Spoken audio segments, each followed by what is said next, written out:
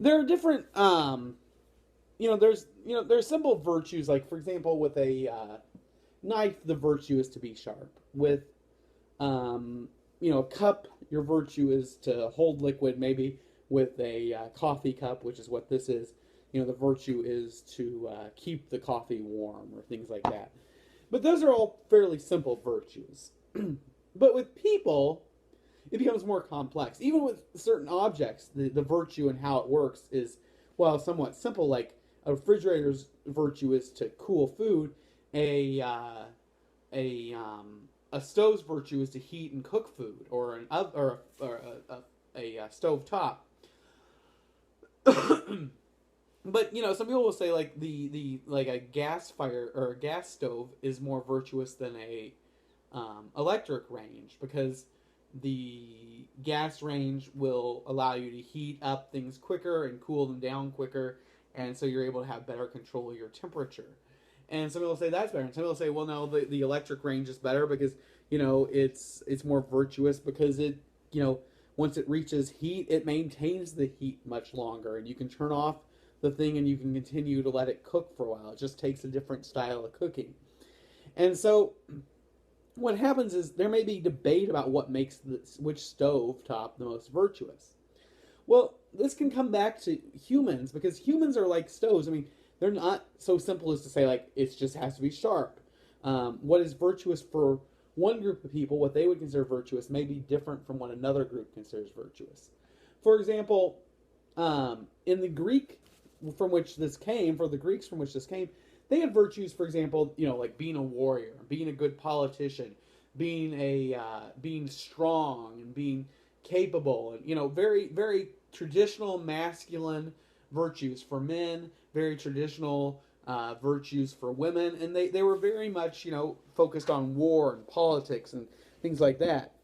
Whereas maybe later periods of time, the virtues for men or for women are more similar, and maybe, for example, the virtues are more about caring and compassion, love and giving, versus being able to smite your enemies.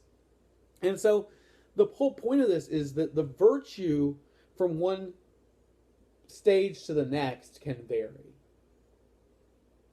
That what you consider virtuous, what you consider virtuous, may in fact be different than what another group. For the Greeks, they were more traditional. For the Christians, for example, they had a set of virtues that was very different. Their virtues are love, charity, caring, things like that. And they have a very different set of virtues. And so what you consider virtuous is something to debate. But the point is it's all has to do with what your function or purpose is. It's just some people think that people should be giving and caring and loving, and some people would say your goal as a human should be to control things and to have power and to reach greatness.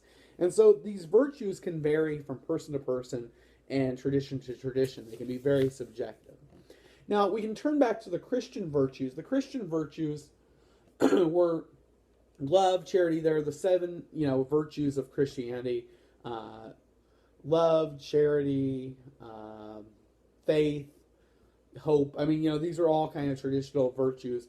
But then they also have vices. And the vices are also what we know as the seven deadly sins. The seven deadly sins are things like sloth or laziness, envy, lust, gluttony, eating too much, greed. And so, envy, greed, gluttony, sloth, I have to think of them all. Usually the way I think of it is I think of that movie Seven with Brad Pitt and Morgan Freeman, and the way he kills the people in that movie in order to remember what my vices are. But those are your vices in Christianity. And the idea is they're just like the Greek system. The virtues are the things you strive for, and the vices are the things you want to avoid, like envy and lust and gluttony and sloth and pride and lust and whatever.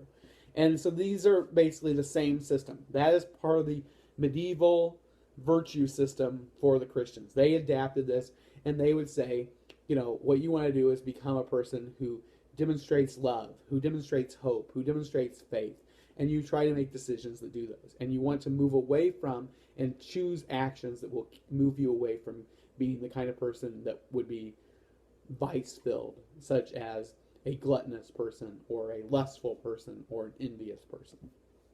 And so it all comes back to that same concept of virtue ethics.